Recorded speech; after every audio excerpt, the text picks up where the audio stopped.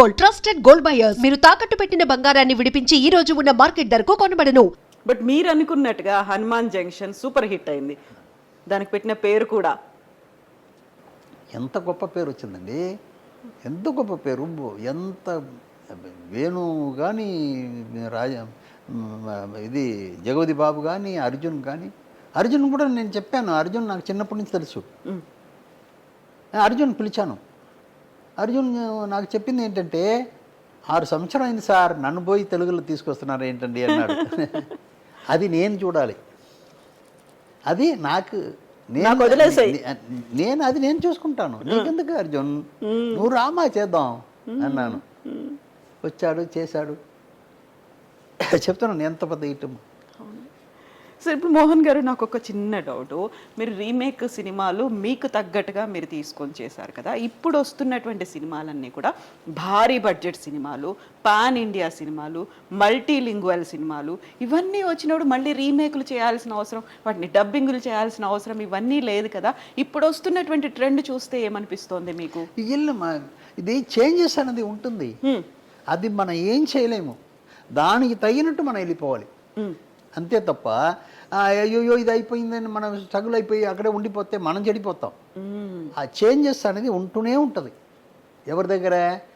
ఇప్పుడు 8mm, 60mm, 70mm, 35mm అని వస్తూనే ఉంది. అదేనా మనం మార్చామా? సౌండ్లో ఎన్ని మార్పులు వచ్చింది, మార్చామా? ఆడియన్స్ దగ్గర ఎంత మార్పులు వచ్చింది, మనం మార్చామా? వాళ్ళకు తగినట్టు వెళ్ళిపోవలసింది మన కర్మం. అది ఇప్పుడు ఉన్నవాడు టేస్ట్ ఏంటి, నిన్న చెప్పింది ఇలా చెప్పేటప్పుడు వీడి బుద్ధి లేదురా అంటారు. వీడి దగ్గర తిట్లు తినకుండా వీడిని సాటిస్ఫై చేయడం ఏంటన్నది మనం చూడాలి. అది మనం చేయవలసింది. మనం ఒకే రూట్లో ఉంటే అది సరిగా రాదు. దాన్ని ఎలా సక్సెస్ చేయాలి, వాళ్ళకి ఏం కావాలి, ఇప్పుడు ఏం చేయవాలి అది చెప్పండి, నిన్న వదిలేసేయండి, అది కావాలి. ఎడిటర్ మోహన్ గారి దగ్గర నుంచి మేము మళ్ళీ ఒక కొత్త సినిమాని ఎప్పుడు ఎక్స్పెక్ట్ చేయొచ్చు? నాకు చెయ్యాలని ఆశ ఉంది, కొంచెం వయసు ఎక్కువైపోయింది కాబట్టి. మీరు అనుకుంటున్నారా? అవును అనుకుంటున్నాను. నాకు ఏం లేదు, నాకు అన్నీ నేనే చూస్తుండేవాను కదా, ఆ అలవాటు మార్చుకోలేకపోతున్నాను నేను. అందువల్ల పిక్చర్ స్టార్ట్ చేయలేక ఉన్నాను. లేకపోతే ఇప్పుడు ఇక్కడ ఉండేవాని కాదు, నేను హైదరాబాద్లో ఉండేవాడిని. నేను రెడీగా ఉంది, 4-5 సబ్జెక్ట్ రెడీగా ఉంది. అది కాకుండా ఇప్పుడు ఒక చిన్న మ్యాటర్ ఒకటి చేస్తున్నాను త్వరలో. ఏంటది? ఏంటంటే హిట్లర్, హనుమాన్ జంక్షన్, క్షేమంగావలి లాభంగారండి, ఈ 3 పిక్చర్ రిలీజ్ అయిపోతున్నాను. రీ రిలీజ్ చేయబోతున్నాను. అన్నీ ల్యాబ్లో రెడీ అవుతుంది. 4K చేసి, సౌండ్ కొత్తగా చేసి, పబ్లిసిటీ చేసి, ట్రైలర్ అంతా చేసి రెడీ చేస్తున్నాను. నెక్స్ట్ మంత్ ఈ రిలీజ్లు ఉంటుంది నాకు. 3 కూడా అన్నీ డెఫినెట్గా ఇప్పుడున్న ఆడియన్స్ ట్రెండ్కి చాలా బాగా నచ్చుతుంది వాళ్ళకి. ఎందుకంటే క్షేమాంగవల్లి గురించి చెప్పవలసిందే, ఏ కాలమైనా అది మార్పు అలా ఉంటుంది, దాని గురించి చెప్పవలసింది లేదు. హనుమాన్ జంక్షన్ వరకు మీకు తెలుసు, కామెడీ కానీ, యాక్షన్ కానీ, అన్ని సీన్స్లో ఇంట్రెస్ట్ కానీ, సాంగ్ కానీ అన్నీ చాలా బాగుంటుంది. చిరంజీవి గారి గురించి చెప్పవలసిన మ్యాటర్, హిట్లర్ గారి గురించి చెప్పవలసిన మ్యాటర్.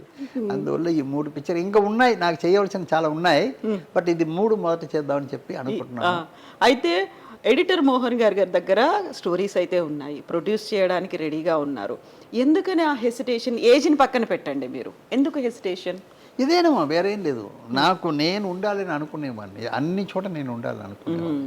నా సక్సెస్ని మళ్ళీ ఇప్పుడు నేను ఒక చిన్న తప్పు చేసి తప్పు అయిపోయింది అనుకోండి, బయట ఏమంటారంటే ఒకటే మాట అంటారు, బుద్ధి తక్కువ మనిషి, వయసు అయిపోయింది వదలకూడదు, మళ్ళీ వచ్చి మంచి పేరు చెడుపుకున్నాడు కదా అంటారు.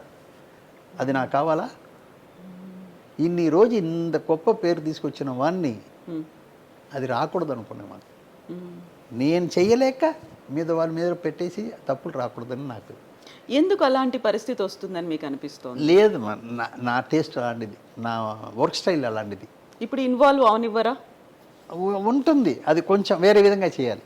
అది థింక్ చేస్తున్నాను, చెప్పలేకపోతున్నాను, థింక్ చేస్తున్నాను. అది ఎలా చేస్తే కరెక్ట్గా వస్తుంది ఏంటన్నది. ఇప్పుడు మనం ముట్టుకున్న సబ్జెక్ట్స్ ఏది తప్పు రాదు, ఆ ప్రొడక్ట్ని బయటికి తీసుకురావడం ఉంది కదా, చేసి అవును. అక్కడ తప్పు రాకూడదు. సబ్జెక్ట్ ఓకే, అనుకున్న సబ్జెక్ట్ని పర్ఫెక్ట్గా తీసుకురావాలి కదా. దానికి నేను ఎలా చేస్తే బాగుంటుంది ఏంటనేది థింక్ చేస్తున్నాను. దేవుడి దయ వల్ల నాకు అది ఆ సందర్భం వస్తే డెఫినెట్గా మళ్ళీ మళ్ళీ హిట్ ఇస్తాను. డెఫినెట్గా దేవుడి దయ ఉంటుంది, ఆ బ్లెస్సింగ్స్ మోహన్ గారి మీద ఉంటాయి. అలా ఇప్పటి ట్రెండ్కి తగ్గట్టుగా ట్యూన్ చేసుకొని మరీ వస్తారని అనిపిస్తుంది. అదేనా మనం చెప్పేది ఏంటంటే, నిన్నటి సంగతి వదిలేసాలి, ఇప్పుడు ఆడియన్స్కి ఏమి ఇవ్వాలి అది మాత్రమే చూడాలి. నేను అలాగా నువ్వు అలాగ ఉండిపో, ఇంట్లో ఉండిపో, ఎందుకు ఇక్కడ రావాలి అది కాదు. జనాలకి ఏం కావాలి, ఆడియన్స్కి ఏం కావాలి, అది మాత్రమే మనం థింక్ చేయాలి. ఆ old school old generation thoughts అవి కాకుండా అదన్నీ లేదు మా. ఇప్పుడు లేటెస్ట్గా ఏదైనా ఇప్పుడు ట్రెండ్కి తగినట్టు చెప్పాలి. అది కూడా మార్చి చెప్పవచ్చు, అది కూడా చెప్పవచ్చు. మీకు ఒకటి చెప్తానమ్మా,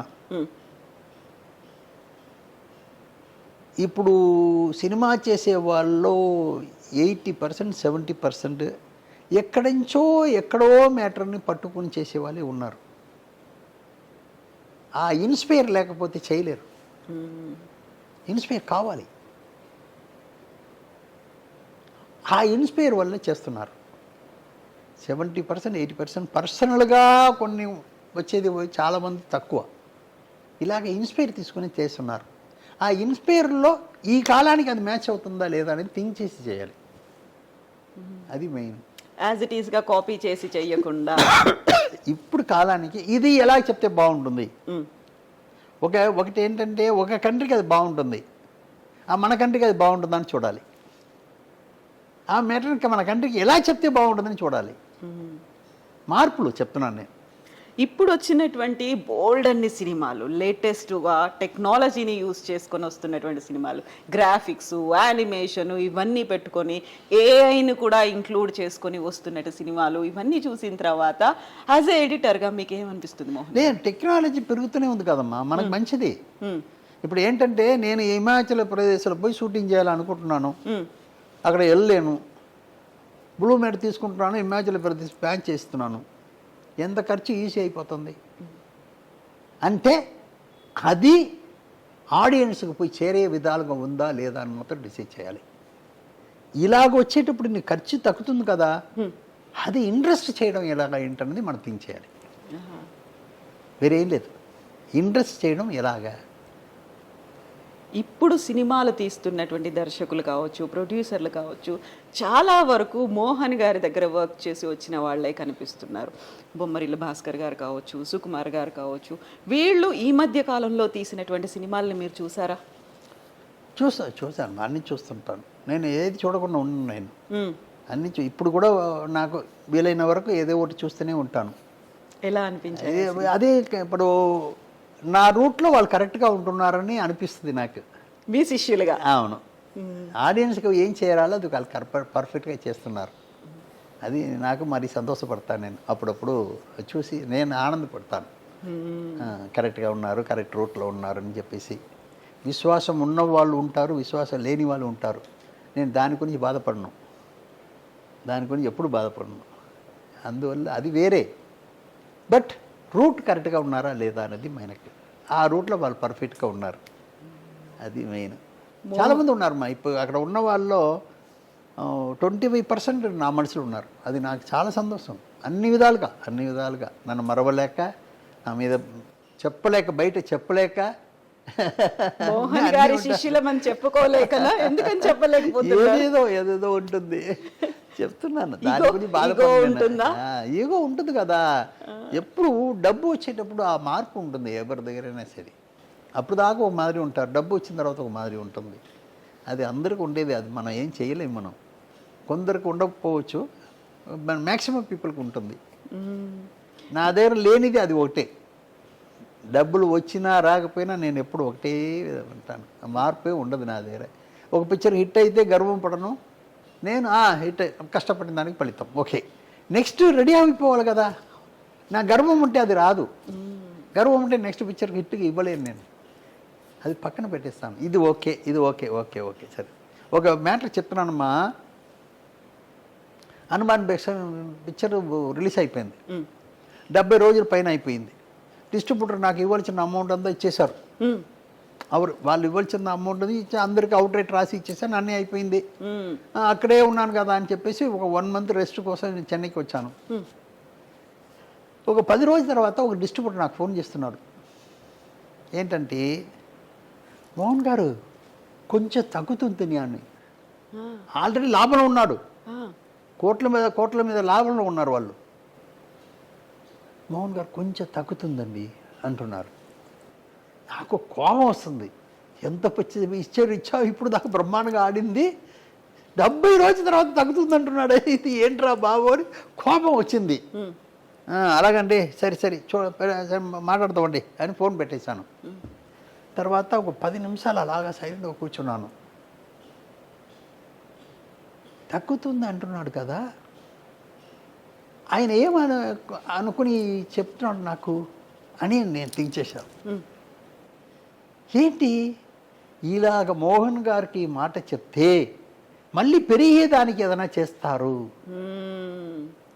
అలాంటి మనిషి ఆయన. మా పిక్చర్ ఏం చేస్తారంటే కష్టపడి పిక్చర్ చేసి షూటింగ్ చేసి పిక్చర్ రిలీజ్ దాకా బ్రహ్మాండంగా కష్టపడతారు. రిలీజ్ అయిన తర్వాత అలా వదిలేస్తారు. నేను అలా చేయను. షూటింగ్ అయ్యేదాకా కష్టపడతాను, రిలీజ్ అయిన తర్వాత మరీ కష్టపడతాను. ఎందుకంటే ఆడియన్స్ దగ్గర చేర్చేదానికి. ఎందుకోసం మనం చేసాం, అందరూ చూడాలని కదా. అది ఎలా చేర్చడం అనే దాంట్లో ఎక్కువ ఇంట్రెస్ట్ తీసుకుంటాను నేను. ఇప్పుడు ఆ మ్యాటర్ ఆయన గుర్తుకొచ్చింది. మోహన్ గారి దగ్గర చెప్తే ఏదో ఒకటి చేస్తారని, ఓ టెక్నిక్ ఏదో ఉంటుంది. ఇప్పుడు ఇలా థింక్ చేసిన తర్వాత సరైన 2 లారీ బుక్ చేశాను హైదరాబాద్లో. పెద్ద లారీ, అదే ప్యాకెట్ లారీ బుక్ చేసి ఒక దాంట్లో డ్రమ్స్ కొట్టేవాళ్ళు. ఒక మెయిన్ రోడ్లో పోయి డ్రమ్స్ కొడతారు, లారీ ఆపేసి జనం అంతా అలా నిల్చుంటారు. ఇంకో లారీ నుంచి ఆ ఎద్దు దిగుతుంది. హనుమాన్ జంక్షన్ ఎద్దు దిగితే డాన్స్ ఆడుతుంది. వెంటనే జనం అంతా హనుమాన్ జంక్షన్ రాయ్ అన్నారు. మళ్ళీ కనెక్షన్ పెరిగింది.